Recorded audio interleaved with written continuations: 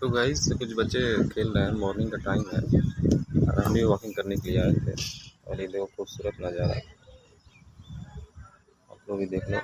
दोस्तों थोड़ा like subscribe और ज़्यादा से ज़्यादा शेयर कर दिया करो यार ऐसी वीडियो देखने के लिए। देखो मैं कुटिया में बैठा हूँ, देखो खूबसूरत नज़ारा,